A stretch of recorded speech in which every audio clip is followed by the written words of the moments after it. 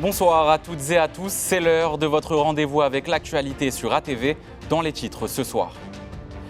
La crise des sargasses au Robert connaît une issue. Un protocole d'engagement a été signé entre l'État, la CTM, la mairie et le collectif Sargasses. Un accord qui met fin au blocage après une semaine de forte mobilisation. Dans ce journal également, le nombre de mariages est en baisse en Martinique, une tendance observée depuis plusieurs années. Pourtant, autour de cet engagement, tout un secteur continue de prospérer. À la veille du Salon du mariage, nous nous intéressons à ce secteur et à son évolution. La saison 2026 du circuit élite de surf démarre ce week-end. Une cinquantaine de surfeurs sont attendus à Lens-Bonneville à Tartane. À la clé, des points précieux pour intégrer l'équipe de France et se qualifier pour les championnats de France. Le centre hospitalier Maurice Despinois ouvrira ses portes au public ce samedi de 8h à 17h. L'occasion de découvrir la Maisonnée 6, premier bâtiment d'un vaste projet de modernisation. À terme, 78 lits supplémentaires de psychiatrie seront créés et le site de Balata fermera d'ici fin 2027. Un chantier de 33,5 millions d'euros pour améliorer la prise en charge des patients et les conditions de travail du personnel. Les précisions devant la caméra de Jean-Marc Carteron.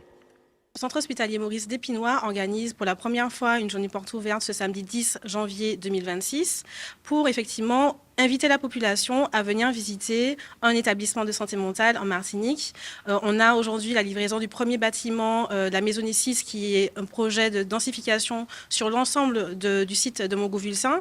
Et avec l'opération qu'on souhaite mener, l'idée c'est d'inviter la population à venir découvrir le lieu, rencontrer aussi l'équipe médicale, poser toutes les questions qu'ils se posent autour de la prise en charge ici en Martinique. L'idée c'est de venir vraiment de proposer à la population de venir vers l'hôpital pour découvrir un peu l'envers du décor d'un hôpital de santé mentale. Ils pourront découvrir effectivement les espaces qui sont tant pour le personnel que pour les patients, les usagers qu'on rencontre au quotidien, qu'on va accompagner sur le long cours. Les lits d'hospitalisation, vraiment comment se passe une prise en charge complète au sein d'un établissement. C'est vrai que c'est un projet de longue date qui a été entamé depuis 2021. Aujourd'hui, nous sommes dans la finalisation, on va dire, du projet. Donc en janvier, l'intégration des patients qui vont migrer du centre 1 au centre 2 dans la Maisonnée 6. À partir de janvier, nous aurons aussi la réhabilitation de bâtiments centre 1, centre 2. Et suite à cela, l'emménagement des patients qui se trouvent à Balata sur le site de Montgou-Vulsin. L'opération à terme doit se terminer en juin 2027. Le nombre de mariages est en baisse sur l'île, une tendance observée depuis plusieurs années. Pourtant, autour de cet engagement, tout un secteur continue de prospérer. À la veille du Salon du mariage qui se tient ce week-end à Madjana, nous nous intéressons ce soir au secteur et à son évolution. Les précisions de Sandrine Claude. C'est une tendance en baisse constante. Aujourd'hui, moins de 1000 couples se marient chaque année en Martinique. Un chiffre loin des 1500 dans les années 90, puis 1100 dans les années 2000. L'une des explications serait le vieillissement de la population avec moins d'intentions de mariage. Mais ceux qui franchissent le pas sont de plus en plus en quête de célébrations prestigieuses. Les vidéos des entreprises spécialisées se sont multipliées. Mariage conventionnel ou excentrique, dans une salle ou sur la plage, les pratiques ont évolué. Les futurs mariés ont des idées quand même aujourd'hui assez claires de ce qu'ils veulent et les réseaux sociaux y sont pour beaucoup. On a des clients qui sont très attachés à l'aspect religieux de leur cérémonie et on fait en sorte de leur offrir aussi beau en église qu'en extérieur. On est heureuse, nous, wedding planners, de pouvoir accompagner sur de nombreuses cérémonies différentes, qu'elles soient sur la plage, qu'elles soient en milieu naturel totalement vert. On a la possibilité aujourd'hui, avec les professionnels avec lesquels on travaille, de pouvoir proposer des cérémonies là où les clients veulent. On m'a même demandé le Mont de l'Archer une fois.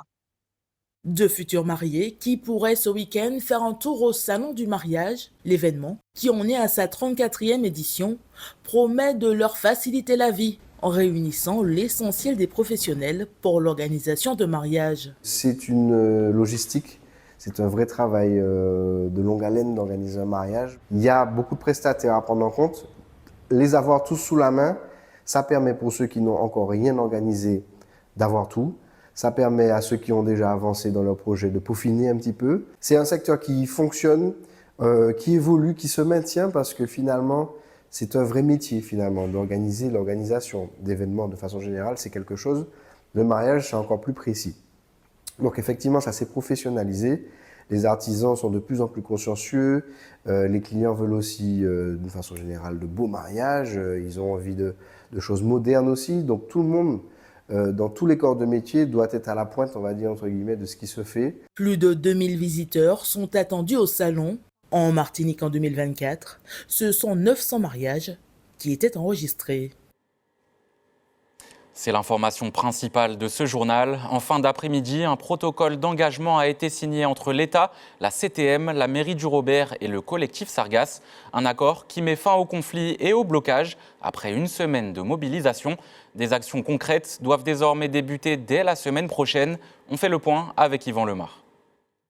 La signature d'un protocole d'engagement de l'État, de la CTM, Cap Nord et la mairie du Robert avec le collectif anti-Sargasses, un document récapitulatif d'actions lancées dès la semaine prochaine. C'est un accord qui a été difficile, mais aujourd'hui nous avons réussi à réunir tout le monde pour pouvoir trouver cet accord qui a été satisfaisant pour nous.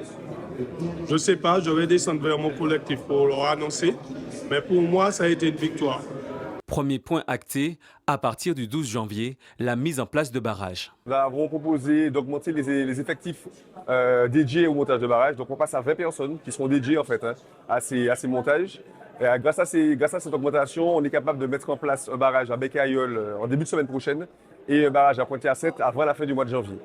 Et pour les autres barrages, les autres secteurs problématiques qui sont Pointe-Lèche et Pont-Aléry, les travaux ont lieu durant le mois de février pour une mise en eau d'ici la fin du mois de février.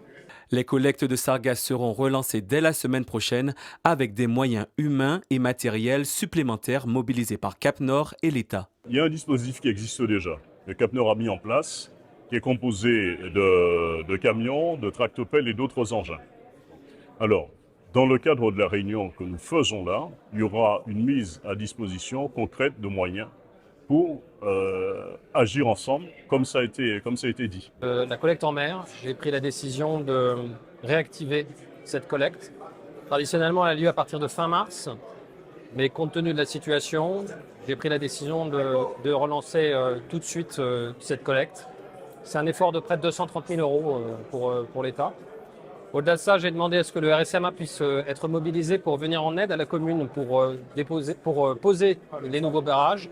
Parce que là, on a des objectifs ambitieux pour le mois qui vient, avec trois barrages à poser, étalés entre la semaine prochaine et fin février. Toutes les actions vont être coordonnées par le GIP Sargasses en collaboration avec la mairie du Robert. On a cette complémentarité et qui va nous permettre de monter encore davantage en réponse à nos administrés. On aura apporté cette réponse qui sera beaucoup plus apaisante pour nos administrés parce que nous, on interviendra avec le GIP complémentaire, on interviendra sur tout le territoire du Robert qui est concerné par le ramassage des sargasses. Parmi les autres actions évoquées, l'accélération des procédures et la prise en charge en matière sanitaire et sociale, sans oublier les impacts sur les établissements scolaires, la valeur immobilière des secteurs touchés et la reconnaissance de catastrophes sanitaires. On est face à un drame, c'est d'ailleurs pour ça que j'ai pris tout de suite la balle au bon quand on a parlé de situation sanitaire de crise. État d'urgence sanitaire est bon pour la France et bon pour nous aussi, c'est pas seulement Covid. Donc on est face à une situation, il faut absolument qu'on déclare la Martinique en état d'urgence sanitaire. On fera notre boulot, mais les parlementaires doivent être mobilisés pour mener ce combat-là. Je pense que cela se fera. Avec ce protocole d'accord, les barrages devraient être levés dès ce soir. Une semaine marquée par cette mobilisation au Robert. On le rappelle, un protocole d'accord a été signé cet après-midi et nous en parlons ce soir afin de savoir quelles mesures vont être prises pour limiter l'impact des sargasses.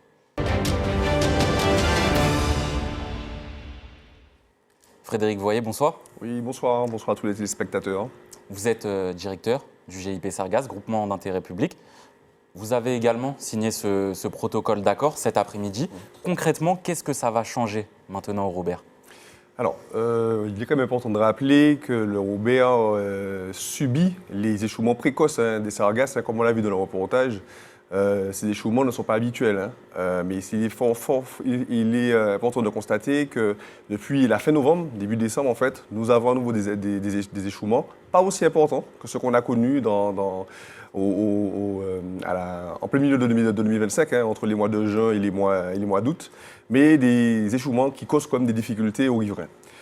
Donc avec ce protocole d'accord, il y a un plan d'action qui a été mis en place, hein, déjà opérationnel. Donc on l'a vu dans le reportage dès la semaine prochaine. Voilà, c'est l'accélération du montage des barrages, c'est la reprise des marchés de collecte en mer par les moyens État, comme le préfet l'a précisé, mais aussi par les moyens de la commune du Robert, voilà, qui dispose de ces moyens propres. Il y a aussi la collecte à terre avec Cap Nord qui amène des engins, qui amène des équipements en plus pour que cette collecte puisse se faire de façon efficace. Et par la suite, on l'a vu, hein, des travaux supplémentaires, complémentaires avec la CTM qui va solliciter les parlementaires sur certains sujets. Voilà. Est-ce que cette réunion a permis aussi de mieux coordonner les actions entre vous, le groupement d'intérêt public Sargasses, et les autorités locales ? Alors le GIP est déjà en contact, hein, avec les différentes communes impactées, il n'y a pas que le Robert, avec les services de l'État aussi, la CTM. Et cette réunion a permis de mettre en lumière, en fait, justement, que cette coordination est déjà active et donc continue à se perpétuer avec l'engagement, voilà, de toutes les parties concernées. Concrètement, que fait exactement votre organisme pour les téléspectateurs qui ne sauraient pas vraiment ? Alors, le GIP a surtout été monté, hein, pour coordonner et organiser la gestion contre les échouements de sargasses. Alors, à court, moyen et long terme. Le rôle du GIP est de pouvoir passer d'une gestion un peu dans l'urgence, hein, comme on le voit d'ailleurs aujourd'hui, à une gestion pérenne et stable. Comme on l'a déjà dit, donc ça passera par le montage de marchés, la mise en place d'accords cadres, de bonnes commandes qui nous permettront d'être réactifs sur différents sujets. La mise en place de barrages, la collecte en mer. D'ailleurs, au 1er mars, le marché lancé par le GIP de collecte en mer sera actif, mais aussi sous la collecte sur terre. Donc, c'est bon nombre d'opérations qui sont lancées dans ces différents items. Mais il n'y a pas que cela. Il y a aussi les rapports avec les ministères, notamment le ministère de l'Outre-mer. Aujourd'hui, nous sommes en discussion pour l'élaboration du plan national Sargasses 3, qui régira la stratégie globale pour les prochaines années en matière de gestion contre les échouements. On travaille aussi sur la valorisation avec l'ADEME. On reçoit les porteurs de projets, on les accompagne, on les aiguille, parce qu'il faut le rappeler, hein, les sargasses, c'est du chlordécone malheureusement, c'est aussi des métaux lourds, et parfois, il faut le rappeler aux porteurs de projets qui puissent bien prendre en compte ces difficultés pour amener les meilleures solutions possibles en matière de valorisation. Pour les prochaines actions, comment ça va se passer côté financier aussi ? Alors, le GIP, il est principalement accompagné financièrement par l'État. On a une dotation de l'État. Évidemment, la CTM et les autres membres, les EPCI, participent aussi au fonctionnement du GIP. Et nous devons aller chercher aussi des financements. C'est ce que l'on fait, notamment au niveau du FEDER, au niveau du FSE. D'ailleurs, les premiers dossiers ont été déposés la semaine dernière au niveau du FEDER pour nous permettre de mettre en place la stratégie opérationnelle du GIP. Mais il est vrai que lutter contre les sargasses, qui est un phénomène naturel, hein, ces échouements qui arrivent en masse, demande quand même des moyens importants qu'il faut financer. Donc, d'où l'importance, voilà, de travailler avec les services des ministères concernés, hein, pour voir dans quelle mesure nous pouvons augmenter ces dotations dans un contexte budgétaire qu'on connaît tous, et aussi mobiliser les fonds européens de la meilleure façon possible. On l'a vu aussi cette semaine, certains habitants, notamment du Robert, dénoncer une forme d'inaction de la part des autorités. Qu'est-ce que vous pensez, vous, de tout ça ? Inaction, je ne dirais pas inaction, mais c'est vrai qu'il y a un travail de l'ombre qui se fait, qui n'est pas spécialement visible de suite. Prochainement, dans les semaines qui viennent, les premières actions du GIP seront en effet mises en avant, hein, que ce soit pour la mise en place de barrages dans certaines communes, le marché de collecte en mer, on en a parlé, mais aussi l'accompagnement en matière de subventions, parce que le GIP, c'est aussi accompagner les communes dans les actions qu'elles mettent en place sur la gestion des échouements de sargasses. En 2025, c'est près de 650 000 € de subventions qui ont été allouées aux communes, hein, pour les opérations de collecte sur terre, les opérations de réparation de barrages, de construction de barrages. En 2026, nous partons de la même dynamique avec en plus des opérations portées en propre par le GIP. En 2024, vous aviez déclaré aussi que les besoins financiers accordés par l'État étaient importants. Est-ce que ces moyens sont suffisants, selon vous, pour combattre ces sargasses ? Comme on le voit, ces moyens nous permettent d'avoir une action qui amène des résultats, mais des résultats pas suffisants. Donc, en augmentant les moyens financiers de la structure, c'est un accompagnement qu'on améliore au niveau des communes, et c'est aussi un déploiement de nos opérations que l'on peut faire sur une plus grande envergure.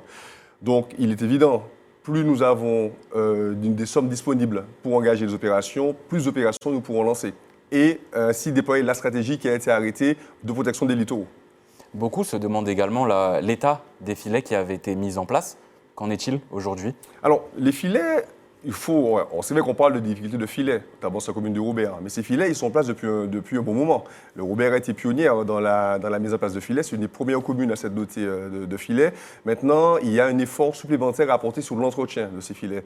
Parce que lorsque ces filets évoluent en fait, au sein du milieu marin, elles se font coloniser par les coquillages, par la vie marine, donc ça les alourdit. Et lorsque les sargasses sont bloqués par ces filets, on a le risque de casse. C'est un peu ce qui s'est produit sous les filets du Robert. Et c'est justement avec des actions plus pérennes que le GIP compte plutôt diminuer ce risque de casse et de fragilité de ces équipements. Eh bien, merci Frédéric Voyer d'avoir accepté notre invitation. Je vous en prie, merci à vous. Merci.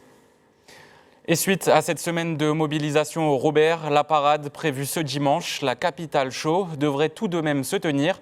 Une quinzaine de groupes sont attendus dans les rues de la commune et les carnavaliers espèrent une belle fête, même si certains veulent maintenir la pression jusqu'à dimanche. Les détails avec Yvan Lemar. On vous attend tous dimanche. La parade s'effectuera sur la ville du Robert. On attend près de 15 groupes et l'organisation de la parade est ce qu'elle est. Et oui, on vous attend, public et groupes seront présents sur le site comme convenu. On attend près de 15 000 personnes et sur le site bien géré par la préfecture et la municipalité du Robert. Et qui veut dire, on aura la police, la gendarmerie et notamment nos vigiles qui seront sur le site dès le samedi soir. La saison 2026 du circuit élite de surf démarre ce week-end chez nous. La plage de Lens-Bonneville à Tartane accueille une cinquantaine de surfeurs engagés dans cette épreuve espoir et première étape d'un circuit national très disputé. À la clé, de précieux points pour intégrer l'équipe de France et se qualifier pour les championnats de France.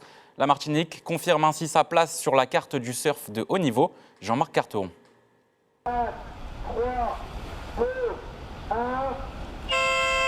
50 surfeurs venus de toute la France et des Antilles pour aller chercher des points déjà décisifs pour l'équipe de France et le championnat. Ce week-end, la Martinique ouvre la saison 2026 du circuit élite de surf à Tartane. Ils ont 16, 18 ans. Ils viennent de Martinique, de Guadeloupe, de Saint-Barthélemy ou de l'Hexagone. Et pourtant, ils jouent déjà gros. Pour les jeunes Martiniquais, cette étape à domicile est une occasion rare de se mesurer au meilleur espoir français. Pour moi, c'est important parce que faut un peu représenter les talents d'ici. Même si j'ai pas réussi à passer, je trouve que c'est important de faire la compétition. Le froid, en vrai, ça crispe un peu en France, alors que là, ça réchauffe un peu, donc je pense que c'est mieux quand même de surfer ici. C'est super de pouvoir participer dans une compète aux Antilles. Il fait chaud, t'es en maillot et tout, c'est pas souvent qu'on a des compètes comme ça. C'est bientôt les qualifications et j'espère être sélectionnée pour l'équipe de France. Derrière la compétition, un autre enjeu se joue. Le conseiller technique de la Fédération française de surf observe, note et repère ici les talents de demain. Une étape qui est décisive puisqu'il y en a peu, il n'y a que 4 étapes dans l'année. Donc c'est une étape qui est super importante pour le classement, pour se qualifier au championnat de France effectivement. Et aussi la direction technique nationale qui regarde les potentiels équipes de France. Les surfeurs antillais sont une réserve très importante pour la fédération. Accueillir une étape du circuit élite, c'est des semaines de préparation et un vrai défi logistique pour le Madinina Surf Club. Mais aussi une reconnaissance pour toute la filière surf en Martinique. On est ravis déjà d'avoir donné la possibilité à tous les surfeurs ultramarins et d'Hexagone de faire une compétition dans des super conditions avec un niveau très élevé. Ça permet aussi de mettre en avant les jeunes locaux et je vous dis d'outre-mer. Et puis pour le club, nous c'est d'être dans la continuité d'organisation de compétitions de renom, entre guillemets, nationales. Montrer aussi qu'ici on est une vraie étape et on souhaite vraiment que cette étape-là reste longtemps dans le championnat élite de la Fédération française de surf. 3 jours de compétition, des vagues très attendues et une nouvelle génération prête à s'affirmer. En Martinique, la saison 2026 de surf français est officiellement lancée. Après les fêtes de fin d'année, l'actualité sportive reprend ses droits. Le week-end sera marqué par le meeting Claude Suffren en natation. Nos cyclistes seront à pied d'œuvre à l'occasion du Grand Prix des artisans et commerçants du François. Côté sport collectif, reprise des championnats en football, handball ou encore basket. Le point avec Karil Chassol. Nos nageurs seront ce week-end à la piscine communautaire Pierre Samo à l'occasion du meeting Claude Suffren. Il débute demain 9h et se poursuivra dimanche à partir de 8h30. Une compétition qui verra la participation de nageurs de Cuba, de Sainte-Lucie, de Guyane, de la Réunion ou encore du Canada. Nos cyclistes, eux, ont rendez-vous demain à partir de 13h au François pour le Grand Prix des artisans et commerçants de la commune. Au menu, un peu plus de 106 km sur le circuit entre Bicêtre, 4 croisés et le François. Sport collectif en football, la 13e journée du championnat de Régional 1 s'ouvre ce soir 20h par 5 matchs. US Robert-Riglon à Louis-Achille, Club franciscain Espoir au François, Émulation RC Saint-Joseph à Saint-Elcher, Samaritaine CO Trinel à Sainte-Marie, mais aussi et surtout le choc Golden Lion Club Péléen à Saint-Joseph. Demain 15h30, l'Inter de Sainte-Anne sera opposé au Club Colonial et mardi 20h, le Golden Star reçoit l'AS Mendezes. En futsal, la 14e journée du championnat s'ouvre demain 20h par l'opposition entre l'Éveil de Carabin et le Lac 212. Ce sera au Lorrain. Toutes les autres rencontres, dont le choc FC Floréal Femmes, se dérouleront dimanche entre 14h et 19h à Corridon, au Lamentin et à Saint-Joseph. En handball féminin, 4 des 5 matchs de la 10e journée du championnat de pré-national se déroulent ce soir. Tout d'abord à 20h, le derby lamantinois au Palais des Sports de la commune. Entente Meg Phoenix franciscain au Palais des Sports de Trinité et UJ Redoute AS Rapid Club à Corridon. À 20h30, l'Arsenal reçoit le HBC Pilotin. Demain, 19h30, le réveil sportif sera face au Club Sport au Gros-Morne. Chez les hommes, 3 matchs ce soir, 21h30. Étoile de Gondo FR Roche-Carré au Lamentin, Gauloise Phoenix franciscain à Trinité et UJ Redoute Dillon Dubout à Corridon. Demain, 2 rencontres refermeront cette 10e journée à 18h et 21h. En basket féminin, la 10e journée du championnat de pré-national débute ce soir 20h par le choc ASC Aigle Noir AS Black Star au Gros-Morne. Demain, 4 rencontres en sont prévues à 18h et 18h30. Chez les hommes, on joue la 8e journée du championnat de pré-national demain entre 20h et 20h30. En volleyball féminin, on joue la 9e journée du championnat dans la poule A. Demain, 19h, le VB Pilotin accueille l'Empire. Dans la poule B, après la victoire de l'Espoir 3-7-0 face au CTP-VB, 2 matchs sont prévus à 20h et dimanche à partir de 9h. Chez les hommes, la 10e journée du championnat s'ouvre demain 20h30 par le choc RC Rivière Pilote Rayon. Dimanche, 2 rencontres sont programmées à partir de 9h. Pour finir, un rappel des principaux titres de ce soir. En Martinique, un protocole d'accord a été signé au Robert entre l'État, la CTM, la mairie, le collectif Sargasses et le GIP Sargasses. Après une semaine de mobilisation, des actions concrètes devraient débuter dès la semaine prochaine. À l'international, en Suisse, la justice a décidé ce matin d'incarcérer le propriétaire du bar de Crans-Montana alors que le pays vit une journée de deuil national. Avant de se quitter, rendons un hommage à un grand nom de la musique haïtienne. Le chanteur Joseph Dieudonné Larose est décédé aujourd'hui à l'âge de 80 ans. Nous clôturons cette édition avec son célèbre hit Mandela. Passez une très belle soirée sur ATV.